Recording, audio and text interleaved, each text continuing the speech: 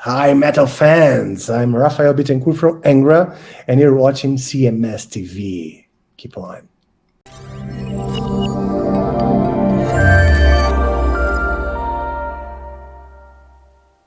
All right, what's the next story? Okay, this is a rumor, and I'm stressing this now for the faggots that are listening on YouTube that are going to say, "Why do you guys keep spreading rumors? You're not backing up your facts." This is not necessarily factual. We have no knowledge of this, other than we got an email, which I'm about to read. Fake news. Fake news coming at you. So I got an email from Rockox von Scumbag. Okay. And it's got some interesting news on it, and I'm curious what you think here. It says, "Hey Chris, not sure if you want to give this clown any more publicity, but kind of feel like I should share. Broke ass Brian, Samara from the old Breakdown Room forum, posted this on the Dream Theater forums yesterday, a couple hours after Queensryche posted info about their Pledge Music campaign for the new record. Okay. Quote, I got the scoop on an interesting bit of information. This obviously shouldn't be taken as gospel because I can't say who told me. But according to someone I know with ties to the band, Scott Rockenfeld is back working with Jeff Tate." That's hard to believe. I don't know. That's interesting. I know that we'll talk about it here in a second. I doubt even the guys in Queensryche even know it yet. Oh, stop it. If you know it, why wouldn't they know it? Because he got it from a deep source. Oh, I'm sure. A very deep source. Initials SR, I'm thinking. Or GT. Since I can't reveal where the info came from, I realize most will take it as pure speculation, as you absolutely should. Right. But I firmly believe it, and I figured that it was going to happen after Scott's extended parental leave. Now, why did he figure it would happen? Because he's in the know, dude. I see that kind of a comment. Mm-hmm. I mean, I've never taken leave from work or anything, but why would anyone speculate that Scott, from what I understand, again, I don't have firsthand sources here, but Scott has gone through a kind of a messy divorce. Yeah. And he's, working through some child custody issues. Yeah, I that's more than I knew. That's what I've been hearing. I don't know that to be fact, but that's what I've been hearing, which is why. Is that from a source that you're not going to reveal, Neeley? Yeah. So he's taken time away from the band to get his personal problems straightened out. Mm-hmm. So why would that lead to speculating that he's going to work with Jeff Tate? Because somebody on the inside, way inside, told him this. Okay. Maybe Susan Tate? Well, what's really weird, what's really strange, though, is when the big breakup or the bad fallout happened in South America, wasn't he spitting at Yeah, that was the thing, was the whole spitting and the knife thing I thought was with him. It was. He forgave him. Okay. Let me finish reading this thing. Okay. Combine that with Scott likely not doing drums on the Queensryche album, I think Todd has said enough that we know Scott didn't. This would set up a really interesting turn of events. It would? Really interesting. Why? Aren't you really interested? Not really. I mean, if Scott Rockenfeld stepped away from Queensryche and did not record one of their most recent albums, would you go, that's not Scott's drumming? Yeah, no. I mean, they've been playing shows with whoever's the drummer. Wes just saw them, said they were great. Yeah. Scott wasn't there. And they had whoever the drummer was. Yeah. I don't know who it is, but who's he with? He's with trying to think who he normally plays with. I don't even know who it is. I'm like out of the loop. Who is the current drummer for Queensryche? I don't know. It says Scott Rockenfeld, but Camelot. Yeah, Camelot drummer. Casey Grillo is the current drummer for Queensryche. That's who it is. Okay. So there you go. But I thought you would enjoy that news that Broke Ass Brian is still making news. Just now, not in the breakdown room forum, right, but on Dream Theater forums. Okay. And we got it here. We got it here second. Yeah. All right. Again, why does it matter? I don't know. Because it's something to complain about, I guess. But again, it's all speculation, too. Yeah, I mean, and if it turns out to nothing, so what? That's why I said going up front, I have not heard it. I don't know it to be true. I have not heard it. I don't know anybody in the Queensryche camp, really. I don't think I do know anybody in the Queensryche camp anymore. Look at Wolf Blitzer. He's got it. Let's see. Look, there it is.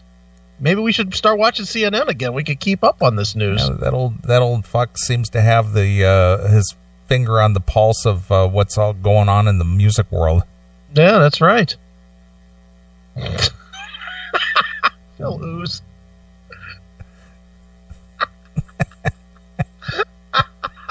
That's pretty good. Boy, people are really good with their Photoshops. Getting better. That is good. He looks like he's actually gripping that thing. He does. That's pretty amazing. Wow. That's funny. All right. Next up on the docket. Yes. Or the Dokken. On the docket. Yep. Let me see here. There's been a promo video released this week for the upcoming DVD of Dokken Live in Japan. Mm-hmm. The Return to the East. Yeah. And we're going to, people have obviously seen it. Sure. And have their thoughts about it. Mm-hmm. So let us give our thoughts about it. Oh. Hey, it's been 5 minutes, and it's time now for Neeley to talk Dokken on the Classic Metal Show. All right. Well, Frontiers, who's releasing this DVD set and along with the new song and all that, they've released the quote-unquote the official live video from the forthcoming release, which is due out, I believe it's April 22nd. Okay. And so they released a snippet here of Dokken doing In My Dreams. Mm-hmm. This featuring the most popular lineup of Dokken from the 80s. Yeah. And as with any live recording, unless you're Van Halen, they do overdubs. Yeah. And I don't know how this will translate. I mean, I'm going to play a little bit of the audio here from YouTube. You can find it on YouTube. Okay. But you can tell that there are some vocal overdubs here because it doesn't match the video. Yeah, not at all. There's some lag or miscues or however you want to say it, but it's different inflections from live to studio. Yeah, it's definitely, there's some definite overdubs there. Sure. And the thing is that we've had Dawn on the show here many times over the years, and even the live CD that people love so much, the Beast from the East. Yeah. All of George's guitars, according to Dawn, were overdubbed for the entire CD. Sure. But nobody complained about that because we didn't have the internet back then to where everybody could give their opinion. Yeah, well, dude, every major live record in history has been overdone. I mean, the most legendary, I would imagine, is Kiss Alive. True. Or Kiss Alive 2. Exactly. That's a fucking studio record. Or GNR, Lies. GNR Lies. Yeah, that I actually have the studio record without the crowd noise. Yeah, and it's exactly the same. They did it in the studio. They did, and then they put crowd noise behind it. Yeah, and called it a live record. What was it? Live Like a Suicide? Was that the original title? That's what it was called originally, but then they just threw it on Lies. Exactly. It's like half of Lies. So that was a complete studio performance with crowd noise put in behind. Right. So, they all bands do it. But the big tell on this video, though, from the YouTube video, is that the vocal does not sync up with the action, and that's what makes it the most obvious. Mm-hmm. So let's play a little bit of this audio here. Okay. And for the band that's in their mid-60s and literally has not played together as a solid unit for close to 20 years, and this all came together in a matter of under 2 weeks. Right. It's okay. It's not great, but it's okay. Yeah.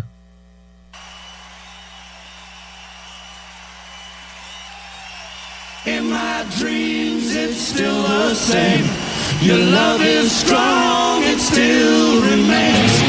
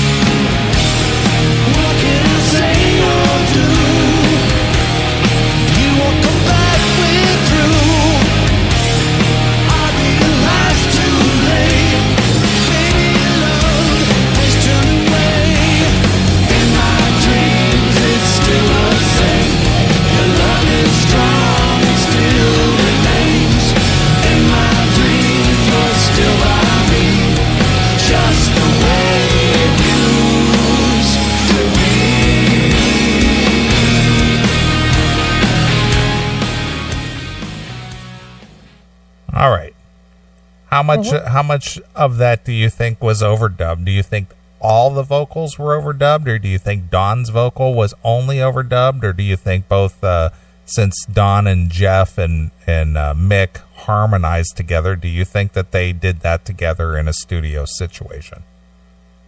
Well, I know all of Don's has to be overdubbed, because Don does not sound. I've heard him sing that song multiple times, and he doesn't sing in that register. Mm-hmm. So I know his vocals are overdubbed. Yeah, well, I mean, if you compare the video to the audio, it's clear that it doesn't exactly match perfectly. Yeah, I would imagine Don's are completely, Pilsen and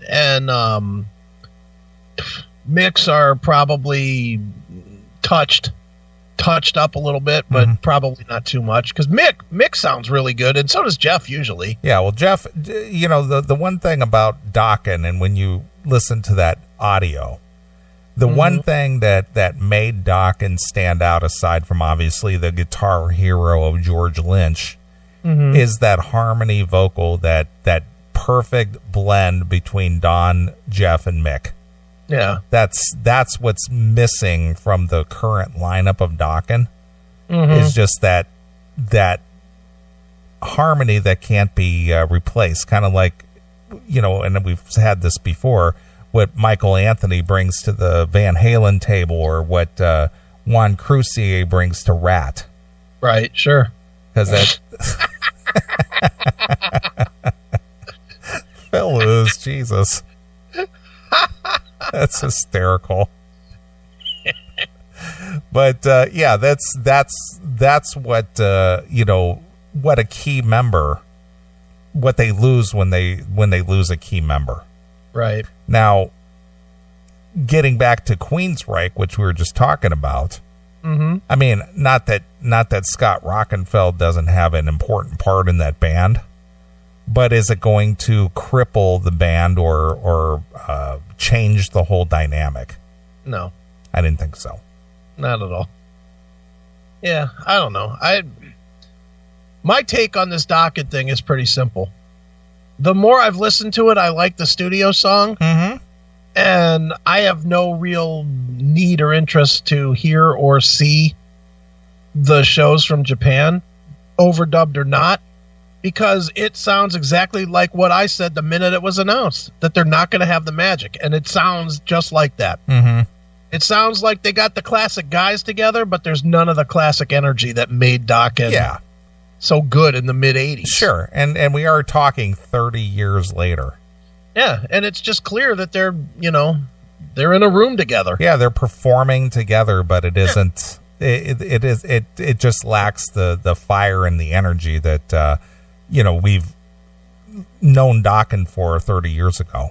Yeah, I mean, I would bet if they played 50 shows, that it would probably be better. And they were getting along, and everything was harmonious within the band. Yeah. Well, even if they weren't, even if they were separate bussing it, the Motley Crue stuff, for better or for worse, the Motley tours, other than Vince on most nights, when Vince decided to sing, those shows sounded pretty good. Not horrible. They were not terrible. The only thing that ever made them terrible was Vince singing every third word. Sure. But, and they didn't get along, but they toured enough to where they had the energy toward those songs and toward what they had to do on the stage. Right. Listening to that, even with it overdubbed or whatever, it is what it is. It's four guys that are not in the same band getting together after, 25 years apart. It's been 25, right? 25 years since they were last in the studio? George left the band in 97. So 97, so 20 years. Yeah. So it sounds like four guys that are in different bands that got together to do something that they last did 20 years ago and last did at a successful level 30 years ago. Correct. So yeah, of course it's going to sound like that. Yep. You get what it is. That's why I'm not a big fan of these fucking reunions, because it's not a true thing. That's quite honestly, that's what makes the Guns N' Roses thing so amazing, is that they got back together and acted like they didn't miss a step. Yeah.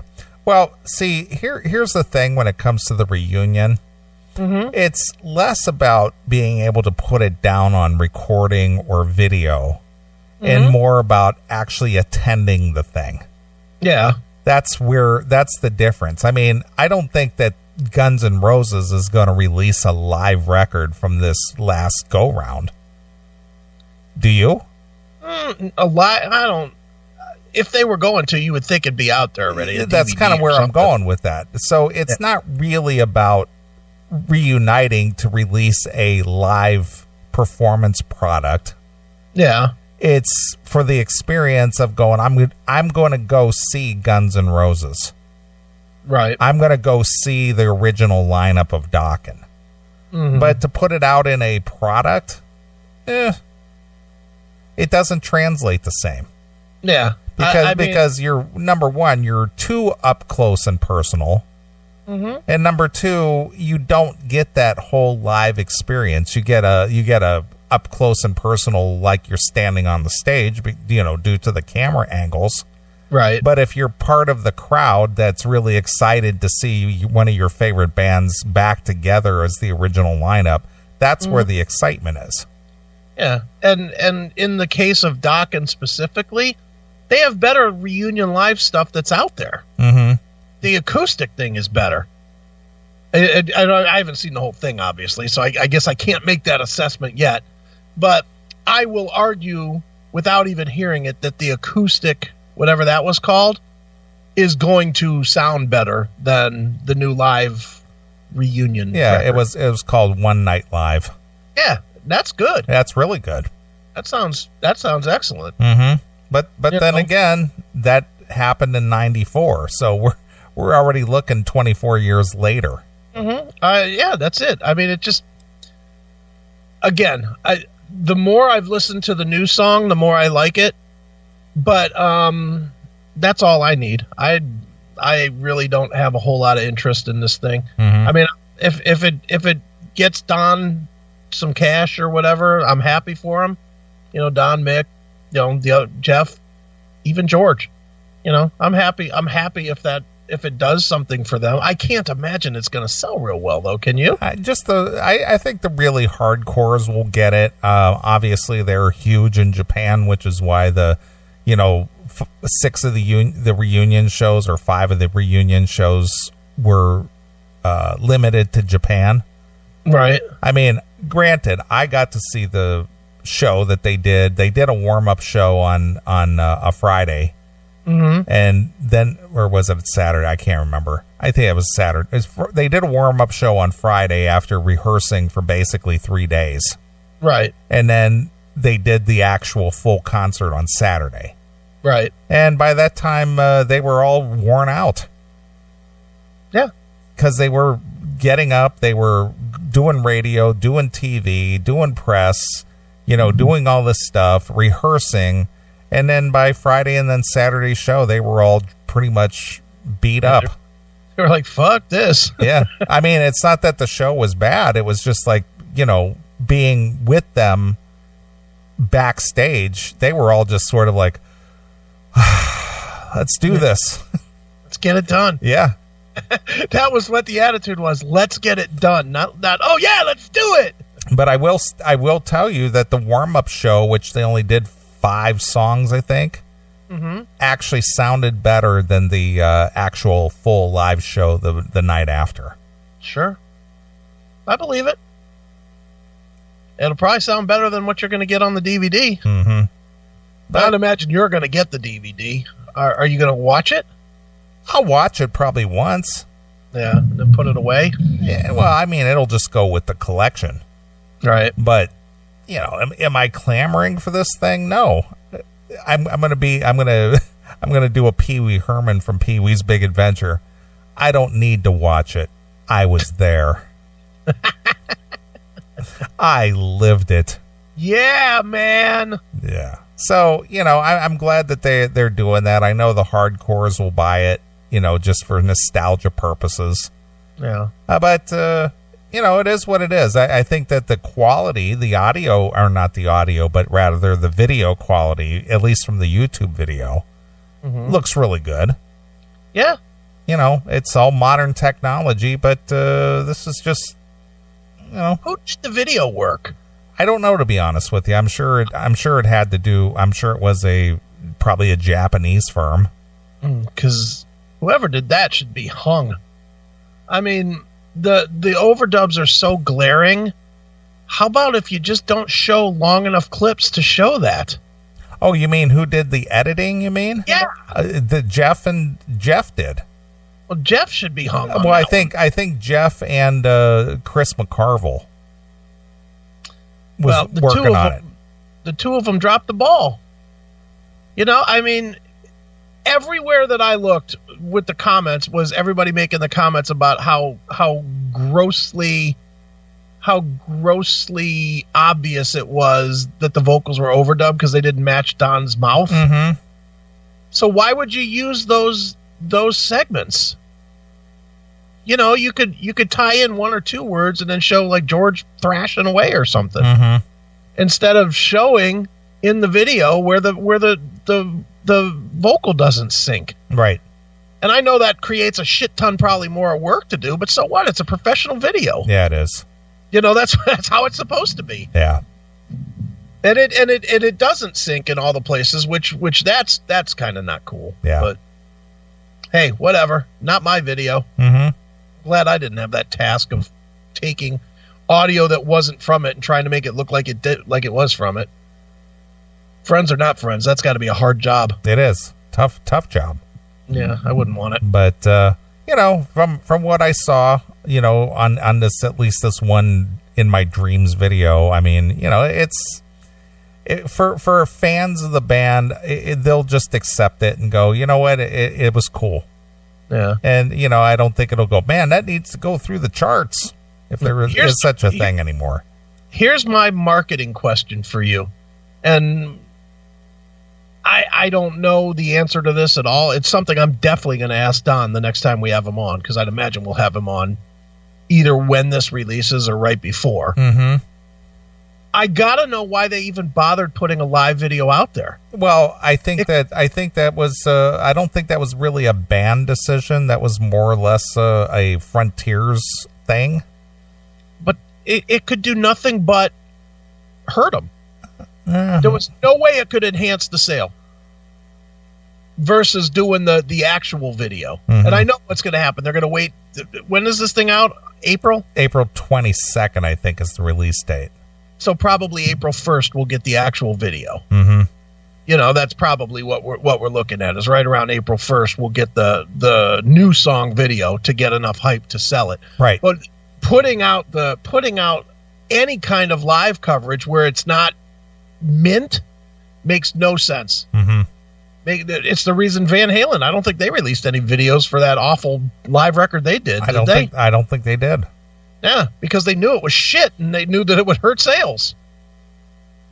That's sometimes, whether it's the band or whether it's the label or whatever, sometimes you got to look at the product and say, yeah, that's not going to help anything. Let people hear the new song and say, hey, I like that. I'll buy it. And leave it there. It doesn't. Why do these acts feel like they need to have 4 fucking videos before they release something? That doesn't make any sense. They give away half the record. I know nobody's buying the shit anyway, but man, give yourself some semblance of a chance. Mm-hmm. I mean, what's going to happen now? Is Dokken going to release another live video this month that people will pick apart again? Well, again, it's not the band releasing it. Okay, well, is Frontiers going to do that? I don't know. I mean, if you had to guess. I mean, they released this the end of February. So wouldn't you think they'll release something the end of March? And then I would think that the new music video would be released. I would think that they'll release another live video in March, and then beginning of February or beginning of April, to get the most impact, they would release the new song. Mm-hmm. To get people to forget. Apparently, it's going to be to get people to forget about the live videos. Mm-hmm. That's my guess. I don't know. I just think that I don't think it's the best marketing strategy at all with this. Right. And again, that's been a staple of Dokkenism over the years. They've always had problems with marketers. Yeah. Mismarket shit out of them. Yep. Well, if you scroll down through any of the comments on that video, it's about I would say 60-40. Yeah. Where you get the people, awesome video, love this. Others like, oh my God, this is so many obvious overdubs. Right. Love it. George is the man. Love these guys. Perfect. Then the other ones are like, oh dear. That kind of thing. So it's 50-50, maybe a little more in favor of the release of the video. So, you're going to have your hardcore fan base that are going to spend the money to get this thing. How many do you think they sell? 10,000? DVD package? Yeah. Boy. They're going to sell a good amount in Japan. Yeah, of course. I would think 10,000. I would say that's a fair number. Yeah. Maybe 20. 20,000? Yeah, wow. Worldwide. That. Considering that every video will be on up on YouTube. Well, it is. And the thing is that a good majority of the Japan shows are already on YouTube. That's true too. That doesn't help them much. No, because those have been out there almost 2 years already. Mm-hmm. So yeah, I mean, I know we'll get it probably for free, but will you buy it if we don't? Just to have it for the collection. you would buy it. Yeah, just because I'm a purist when it comes to that. Okay. I just, number one, obviously I was there, and number two, I just, I have the whole collection. What about if I sell it to you, but for an extra $75, I can get you a call from one of the members? I can make that call for free. Oh, $75, man.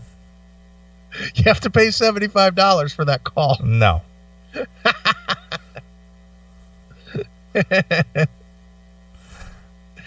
All right, well, there it is. Well, let's play a little bit more of the song here. Okay.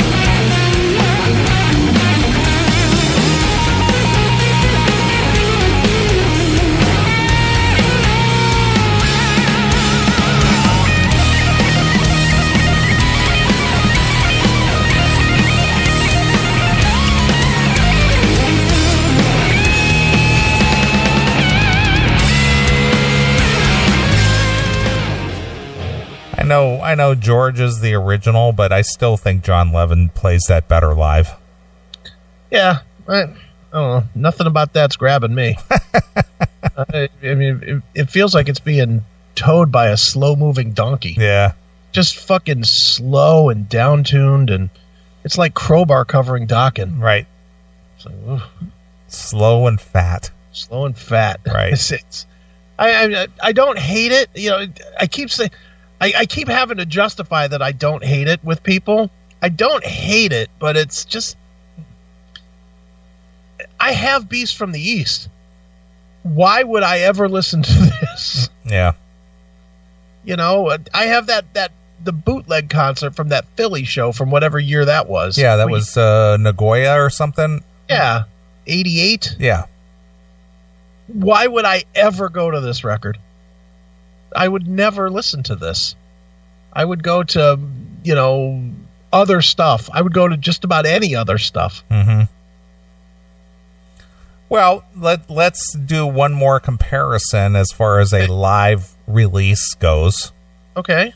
I can't believe it already, but it's been 11 years since the Zeppelin reunion at the O2 Arena, which they released as a DVD CD set for Celebration Day. Mm-hmm. And obviously that was a one-off deal. Sure. So it sort of makes sense to release that as a video, I guess, for those around the world who could not be there. And Zeppelin being one of the biggest all-time bands ever. Mm-hmm. And the chances of seeing them do this again probably isn't going to happen.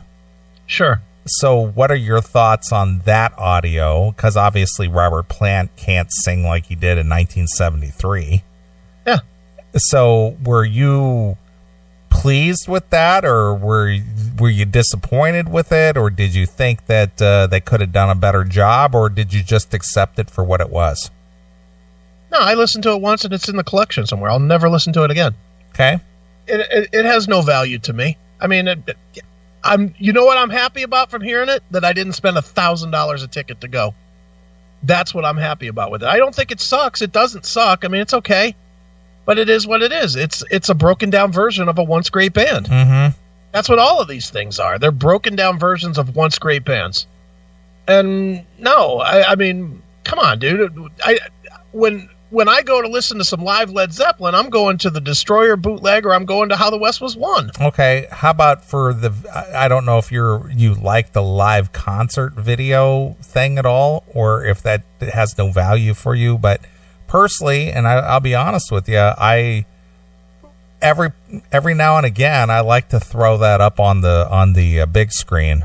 Mm-hmm. And watch it. It's not often, but every now and again I go, yeah, kind of in the mood for some Zeppelin, and it's kind of fun to watch it for me. I don't know why. I just kind of like, that's kind of cool, I guess. Yeah, I like to hear them when they sound great, and I like to watch them when they're in their prime. I don't want to see a bunch of 70-year-old Led Zeppelin guys on fucking stage with the son of their drummer. Right. Honestly, you can go to YouTube. There's 500 concerts of Led Zeppelin that are studio quality shot on YouTube that are far superior, from the early 70s, 74, 75, 76, that era of Led Zeppelin, that are just amazing to watch. Mm-hmm. I'll stick to that. I don't, like I said, I listened to it all the way through the day it came out. And I was like, okay, not terrible. They downtuned. Again, I don't like the whole downtune for any band. I hate when they do that. Because to me, it sounds like flawed recording. And I get why. I'm not trying to say that. I'm not trying to say that 70-year-old Robert Plant should sound like 20-year-old Robert Plant. And I'm not trying to say that 60-year-old Don Dokken should sound like 20-year-old Don Dokken. They shouldn't. Right. The truth is that guys like Dio are amazing, or were amazing, that they were able to sound the same way that they did when they were 20, when they were 70. That's an amazing, amazing accomplishment. But those guys are few and far between. They are, absolutely. And for me, that's like even now. I mean, if Led Zeppelin was to, now that I've seen Celebration Day, and now that that's been 11 years gone, if they announced a show, I don't think I'd go. Mm-hmm. I honestly don't. If Led Zeppelin announced, let's say they announced 3 shows. Yeah, to celebrate their 50th anniversary. 50th anniversary. Like one in New York, one in LA, one in Chicago. The tickets would be what, $500 a piece for the shit seats and $2,000 a piece for the really good ones? Easily. I wouldn't pay that. Not for this version of Led Zeppelin. A bunch of guys that don't really hang out, or there's no vibe between them. They're just getting together to make a cash grab. No, I wouldn't pay for it. Would you? Well, according to Jackal, he said in a heartbeat, I'm there. Ugh, not me. Not me, but yet Jackal wasn't at the Led Zeppelin experience. That was only $75. Yeah. And you could see Jason Bonham and a bunch of guys that sound better than the current guys, or than the original guys. Well, speaking of that, did you hear that the Zeppelin entity or enterprises, or whoever runs, who's ever in charge of the Led Zeppelin, we want to call it the business, of Led Zeppelin. Yeah, they asked Jason to change the name of his project. Yeah. It's now the Jason Bonham Evening. Yeah. Instead of Experience. Yeah, no Experience. Yeah, because Jason didn't want to change the logo. He didn't want to make up a new logo. Yeah. So he found a new E word. Yeah, I did see that, and I wonder if that means that they're going to do a show or something. I don't know, but I just thought that was weird that they would basically ask him to change that. Well, if they're planning to do the Led Zeppelin Experience, mm-hmm. They've let him make a few $1 million playing their shit and doing all of, using all of their imagery. I would think Jason is more than happy to oblige them. Right. The last thing Jason Bonham needs is for them to say, yeah, you can't say Led Zeppelin anymore. That probably wouldn't be good business for Jason. No, not at all. Jason could change it to any other name and still make his money. Sure. So getting back to that, do you think it was a mistake that they released a video of that O2 Arena show or not?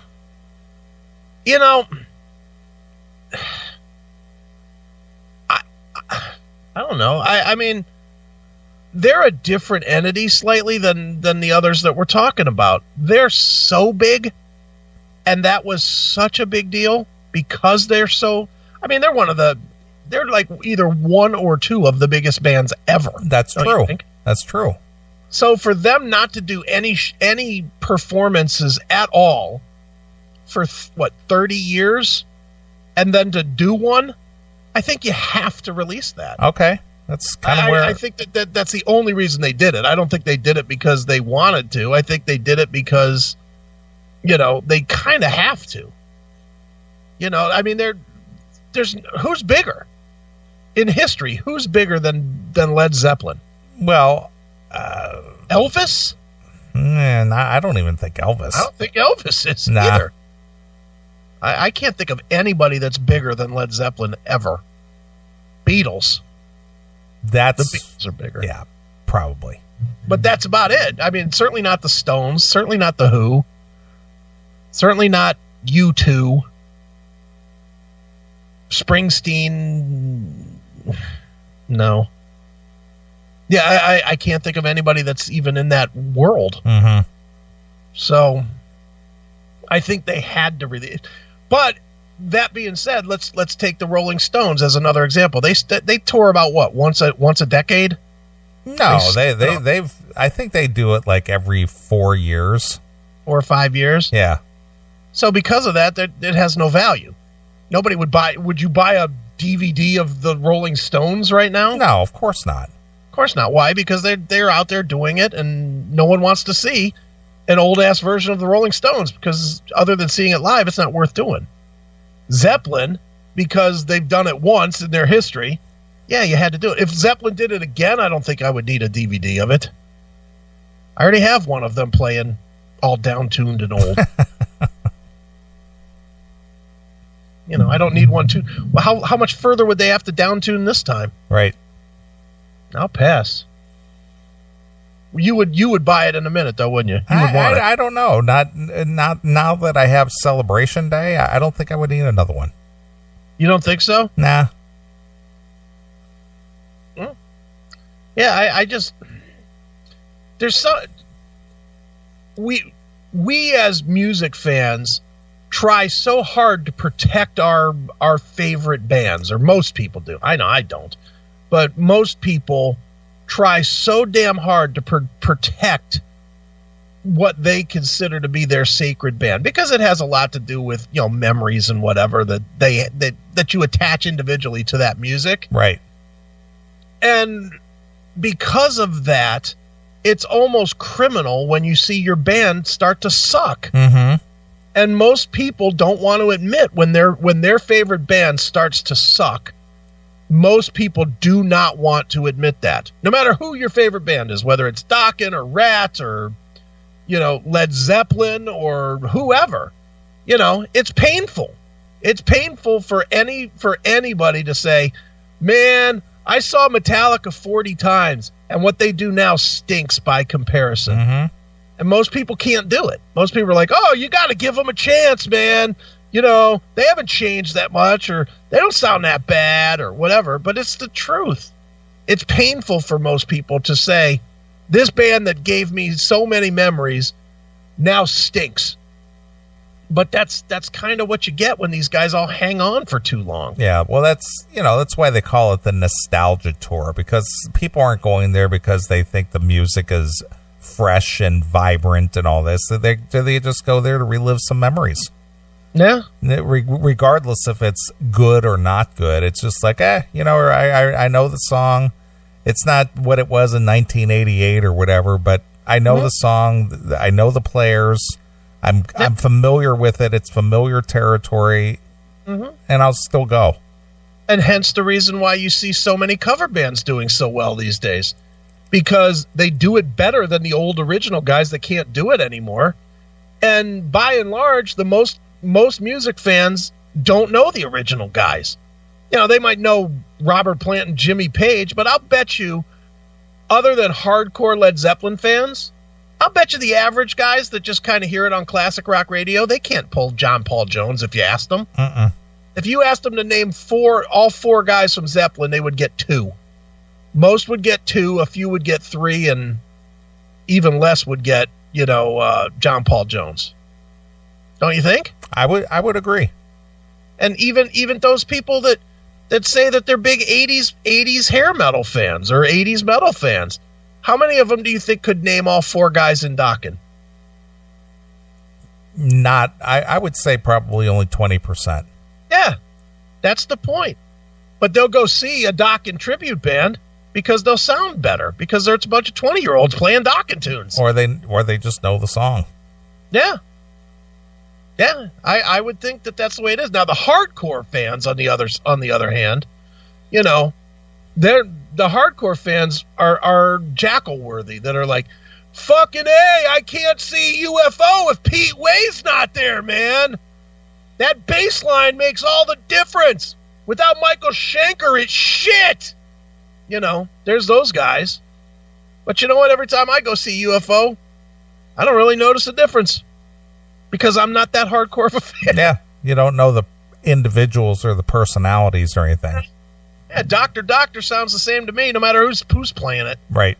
I never really pulled that song out and was like, holy fuck, that bass line isn't correct. They're missing the swing on those drums. Yeah. I've never, ever thought that once in my life. Well, hence, again, the argument about, Scott Rockenfield. Yeah. People are going to say, man, they're just missing something on the drums. Yeah. Those fills just aren't the same. Yeah. Says nobody except the most hardcore guys. Those are the only ones that'll say that. So I guess it is what it is. Music is a passion thing. So there's no right answer. It's not like we can come up with a definitive right answer.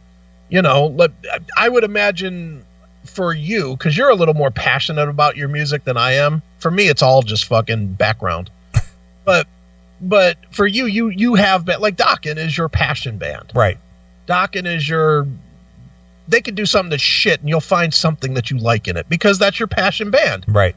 And that's fine, but I think you would change from band to band depending on your love of the band. Like I know you're not a huge, you like them, but you're not a huge fan of Volbeat. Is that fair? Yeah, I like the music of Volbeat. I'm not a hardcore. I know you really like them. I don't know if you like them as much as you did, say, 10 years ago. Yeah, I still love them.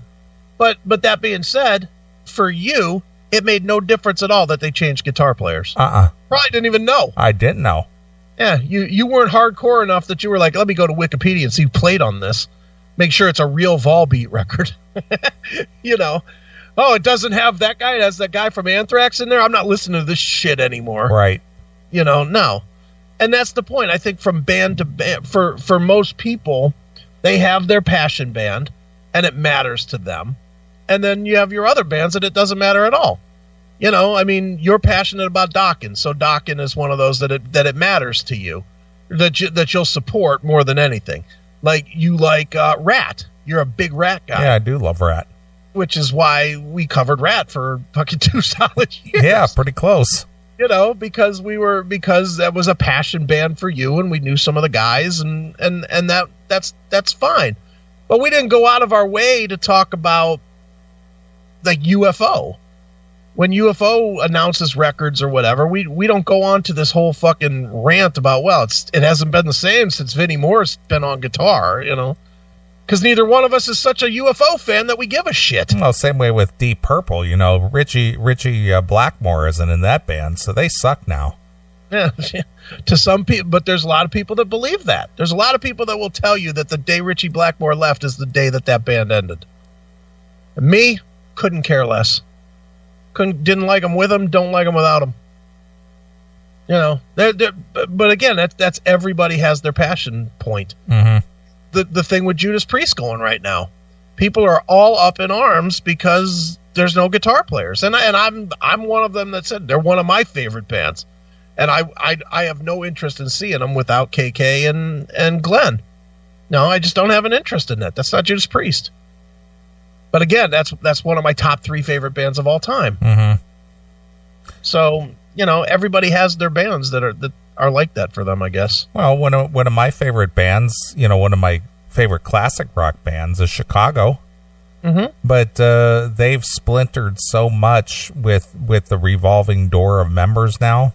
Even though I've seen them 50 times and they always put on a great show, it was like a yearly thing that I would go see them. Yeah. And I have not seen them in over 5 years. I'm surprised by that. I'm surprised that you wouldn't go see them no matter what. Well, Jason Sheff left. Mm-hmm. Tristan Bowden, who's been with them, their drummer, has been with them since 1990. He's gone. Right. The guy that they brought in to replace Jason Sheff, he's already gone. Okay. They brought in 2 other guys because the new singer, he was in some Chicago tribute band from Canada. Okay. But he can't play bass. Jason Sheff and Peter Cetera, who Jason Sheff replaced, Peter Cetera, they both played bass and sang. Right. But this new singer, he doesn't play bass, so they had to bring in another bassist. So they had to bring in 2 guys to replace one guy. Right. So it's just been this revolving door, and it's just like, it's kind of lost its appeal for me. Wouldn't you think at this point that Cetera would come back since all the guys that he probably hated are gone? Well, I don't think it was so much about a hate thing because he refused to go to the Rock Hall induction. Yeah, because he didn't like somebody. No, it wasn't a matter of not liking somebody. It's just that they couldn't agree on what song that they were going to do. Right. And he wanted to do one song with some arrangement. The other guys didn't want to, and they couldn't come to an agreement. He says, fuck it, I'm not going to come then. Right. But again, it's that whole prima donna attitude. It's my way or the highway, pal. If you guys don't play the song that I want to play and play it the way that I want you to play, then I'm not coming. Yeah, the audience needs to hear Stay the Night when I was in the front of the band. Right. Yuck. Fucking horrible album. But it just came down to, who had the bigger dick, Yeah. Well, I'm the guy that everybody wants to see reunite with you guys, and if you guys can't do the things that I want to do and do it the way that I want, then I'm not going to come. Well, that worked for Axl Rose. Axl Rose did it that way, and he got those other 2 guys to jump on board and learn the fucking songs from Chinese Democracy. Right. That is such a sellout that nobody calls out at all. Nope. That Slash is out there playing fucking Rihanna and the Bedouins and shit like that. Yeah. Yeah, but you know what? You go through a divorce, you gotta replenish the funds. Exactly. He certainly did. They made a shit ton of money. They have. Good on them. So, it's an all-day subject we could talk about. Sure. But, I agree with Jackal. Jackal made a comment in the chat room a little bit ago that after a certain age, in as far as bands go, you need to just stop with the videos. Well, I agree with that, yeah. I don't know what that age is, but you need to stop with the videos.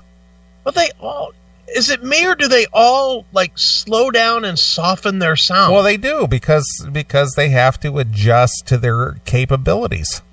Which I understand the slow down part of it, or even the down tune part of it, but I never understand why they soften their sound. Why do bands that used to kick ass rework their shit with keyboards and make it softer? I don't know. They got out of it now. They're back out of it now, but Scorpions did that for a minute. Yeah. Where they were doing a lot of keyboard shit on old songs. And then it was awful live. I remember the one tour I saw when it was at Blossom, when they were with Motley Crue. And they had keyboards in Blackout. And I was like, what the fuck is this? Maybe they were just trying to make the sound fuller or something. Yeah, but it just made them sound like, the gay version of the Scorpions. Or maybe they were just trying to add a more up-to-date sound. Maybe keyboards at the time were kind of popular. I don't know. Maybe they were just trying to stay relevant or something. It's like, you know what? Play your shit as heavy as it was in the day, and once you can't do that anymore, retire. Stop dragging the fucking corpse of your legacy around with you. It does you no favors. Yeah. You know, even Scorpions, who are still I haven't seen them in a while, but I know you have. And I saw them. They were absolutely phenomenal. Yeah, but they could stop releasing records. Yeah, I agree. They haven't put out a really good record in a long time. That is true. I mean, what's the last really good record they put out? Savage Amusement? Probably. Was Crazy World after that? Or before that? I can't remember. You know, because I liked Crazy World. I don't think it was awesome. Savage Amusement was pretty great. I mean, that's a keyboard record if ever there was one. But, you know, that record was okay. But they haven't, I mean, especially the stuff that they've done the last few records, I mean, they're all right. They sure didn't need to reissue the one that they just did with like 50 bonus tracks. What was that about? Let me find it real quick. Was it called Sting of the Tail or something? It's Sting of the Tail, yeah. Yeah, they like reissued it with like extensive bonus stuff. It's like, who's clamoring for that shit? No, Return to Forever. Return to Forever was the one. Yeah, Sting of the Tail was the one before that. I think that was like 2010 or something. Yeah, let me see, the deluxe edition. No, it was the US. Yeah, look, they reissued it with 7 extra tracks. Who the fuck needs that? Well, that's better than having to release an entire new record. You know, they probably, you know, recorded those 7 extra tracks during, you know, the original recording, and they had them laying around, and they go, okay, well, we'll just re-release this with all the stuff that we didn't make the cut the first time. Yeah, we'll just fuck our fans by having to buy the record twice. Right. Yeah, nah, pass. But I'm looking at their catalog now. From Savage Amusement was 88. Now listen to the records that have come since 88. You tell me that they needed to keep releasing records. You got Crazy World, Face the Heat, Pure Instinct, Eye to Eye, Unbreakable, Humanity Hour 1, Sting of the Tail, and Return to Forever. There might be 6 good songs if you took them out of all of those records. Mm-hmm. That's not a really strong collection. No.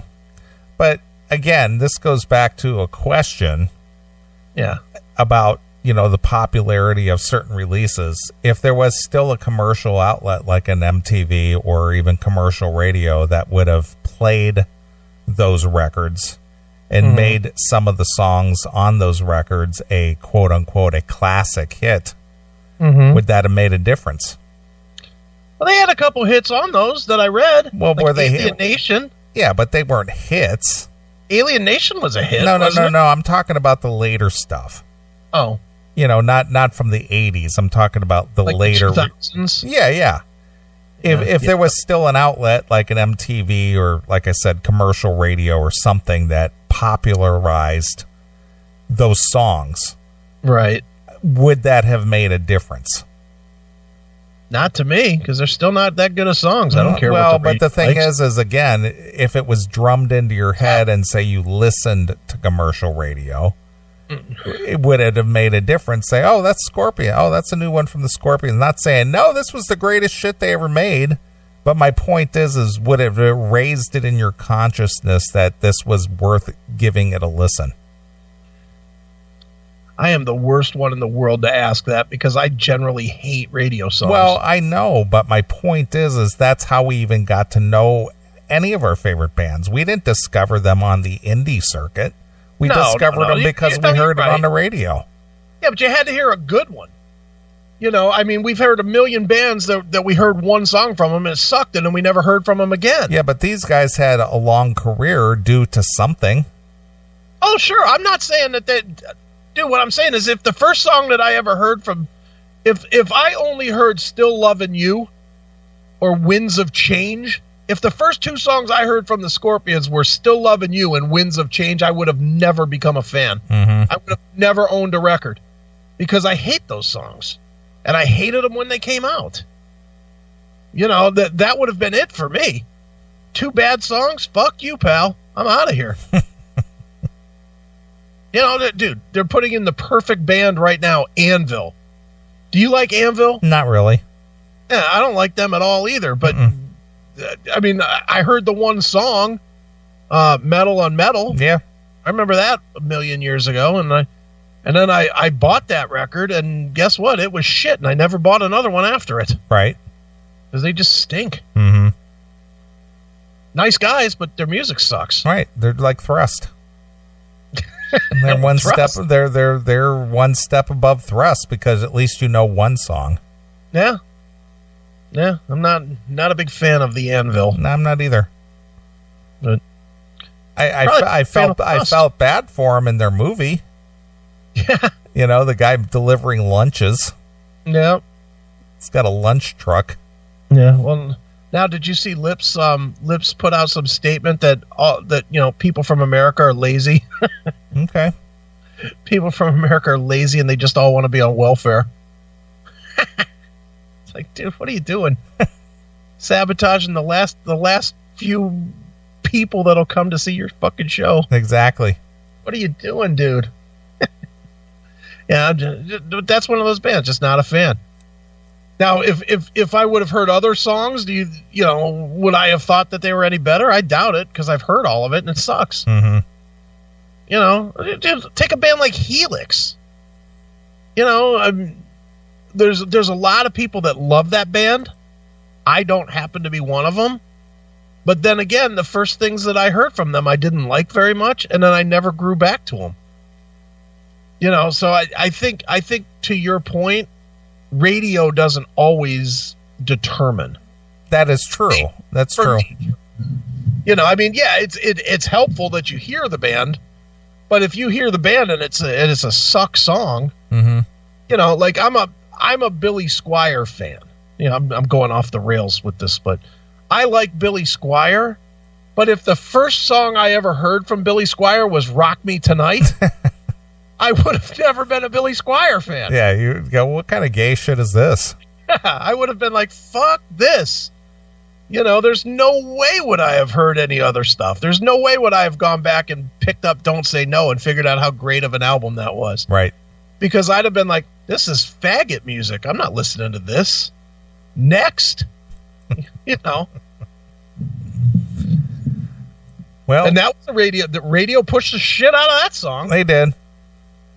I bet that didn't sell them much. You think it did?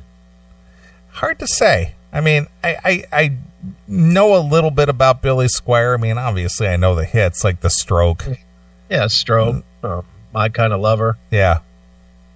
You know, Lonely as the Night. Yeah, Emotions in Motion. Right. You know, yeah, we all know the hits, but you know, he had one good. He's another one. Had one good album, and that's Don't Say No. Right. That album kicks ass. Great guitar work in that one. And then everything else was like softer versions and softer versions. Well, how about another guy? Since we're talking music and are all over the map. Yeah, why not? Here's another guy who is on the tour circuit all the time, mm-hmm. and made his career on a live album. Okay, Peter Frampton. Yeah. And really didn't have much of a career except that album. That's my point. So, strangely enough, he didn't make his career on studio recordings, even though, obviously, the live album is made up of studio recordings. Sure. But the popularity of Peter Frampton came from Frampton Comes Alive. Yeah. And I don't think many people even like any of the of the non-studio or the non-live tracks. That's kind of what I'm saying. Yeah. I mean... He had one song, Frampton had one song that I liked that was not on Frampton Comes Alive. And that's a song called Lying, which was out in maybe 1990 or something. Okay, I think we actually played that one other time. Yeah, it's like the only song that's not on Frampton Comes Alive. And even now, like if I'm listening to like some classic rock or something, or like on Pandora does this a lot with Frampton. if Pandora goes and plays like the studio version of Baby I Love Your Way, is that the name of the song? Ooh, baby, I love your way. Mm-hmm. Yeah. If they play the studio version of that song, I constantly am like, what is this? Yeah. Sounds familiar, and then I figure it out. It's just the version I don't know. Sure. Because I never owned a single Peter Frampton record except for Frampton Comes Alive. Of course. You know, and even what's the name of the big song? Do You Feel Like We Do? Mm-hmm. Hearing the 4-minute version of that just sounds like it's like cut off halfway through. Exactly. Doesn't even sound real. You know, but Frampton, he's unique to that, though. Yeah. Well, again, that is one of those weird things. I mean, he's made his entire career off that double live set because studio wise, I know that he's released a bunch of studio, albums, but do you know anybody who's bought those? I don't know. I couldn't name one. I can't name a single studio album that Peter Frampton has. Mm-mm. Let me look them up.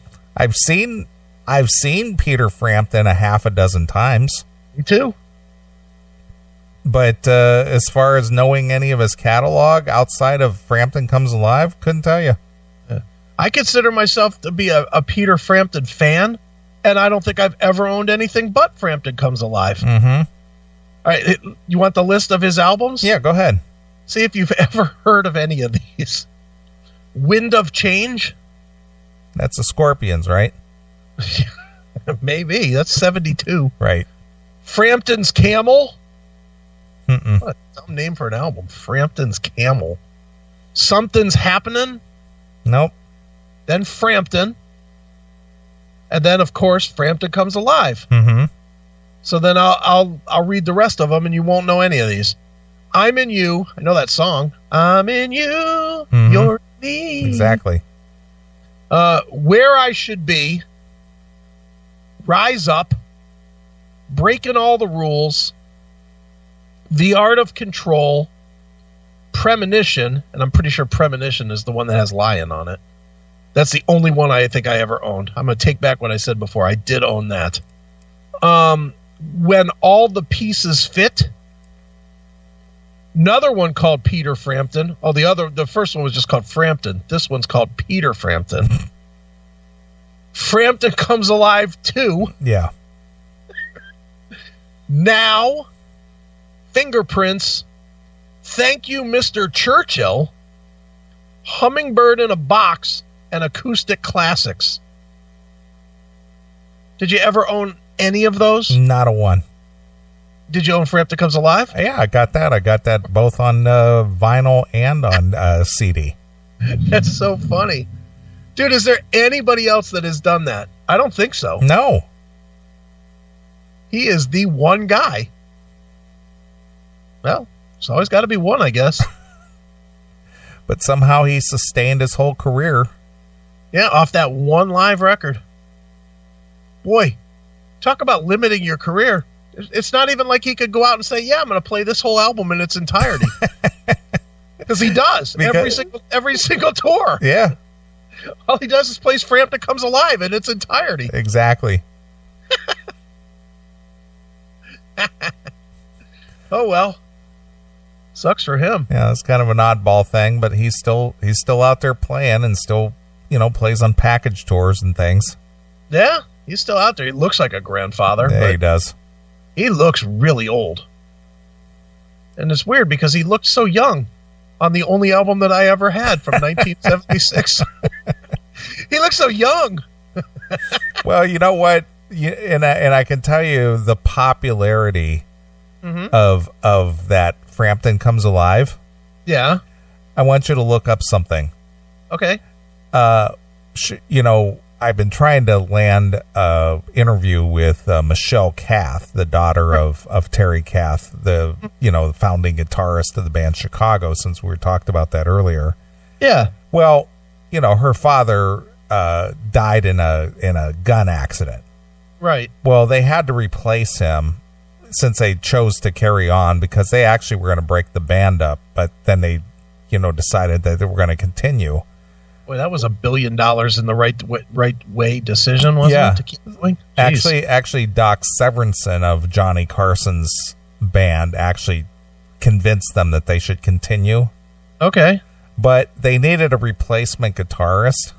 Yeah. So they wanted to get a guy that had, not only could play guitar, but also had image. Right. And I want you to look up this photo. Look up Chicago 13 press photo. Let's see. Chicago 13. And this is just to go show you how popular Frampton, or what an impact Frampton made with that live album. Well, I looked up that and all I get is criminal shit. Chicago 13? Yeah, because all it is like a bunch of Obama people. Oh. What is that? XIII? Yeah. Let me try that. X, no, not Z, dickhead. XIII. Chicago. All right, there's the album cover. I'm not finding the press photo, though. Do you have it? Let me see if I can find it. The 3 greatest jazz bands. Bunch of old fucks. That can't be from 13, because 13 would have been, what, in the 70s? Yeah, it was 79, I think. All right, this looks like... I don't know if this is Chicago 13 or not. There's a bunch of old guys. No, it's... Let's see here. I don't know what I'm looking for, so you're going to have to look up. Let me see if I can find it real quick instead of letting this segment die. But just the imagery alone is what I was going for. Okay. Chicago 13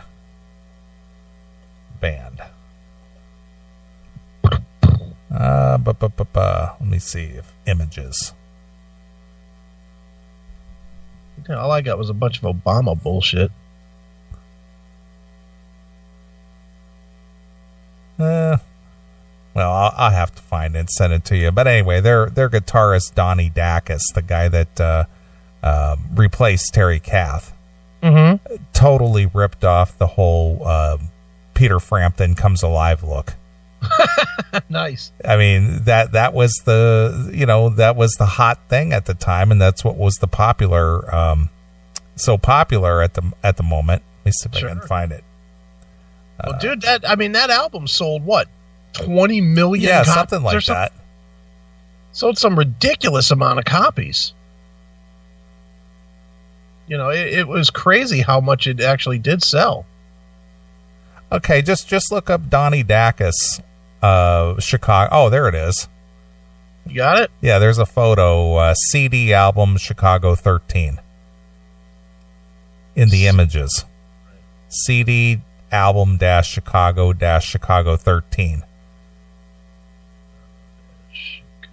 with the numbers. Yeah, just Chicago 13. Let's see what comes up here in the images. Am I looking at the back album? Yeah, the back of the album. Oh wow, that is Peter Frampton almost. I'll put it in the chat room here. Let's see. They wanted to capitalize on the popularity of what was going on then. Right. So that's the look. That is definitely the look. So that's crazy. Mm-hmm. He really went for that look. Holy cow. Let's add it since it won't fucking go the regular way. This way. Pow. There it is. Yep. Yeah, no, that doesn't look like a band at all. Looks like a bunch of guys working a gay nightclub. Well, that unfortunately was at the height of the disco era. Yeah, no kidding. Who's that? Who's that on the far right? Looks familiar. Who? With the blonde hair on the right. That's Peter Cetera. Is it? Yeah. Wow, that's quite a look he had going there. Yeah. Feathered hair. Well, that was what was popular. That was the 70s. I know. I had my hair the same way in like 1984. Hate to admit it, but as a kid, I had that look going. Too funny. So, anyway. Audio Base Studios is your one-stop shop for all your recording needs. Whether you're a musical artist, podcaster, want to record an audiobook, or have any other audio or video needs, they can all be met at Audio Bay Studios. Recording is available 24/7 to accommodate your time requirements. Audio Bay Studios is conveniently located at 605 Clague Parkway in Bay Village, Ohio. Visit us online at www.audiobasestudios.com or call us today at 440-539-1150.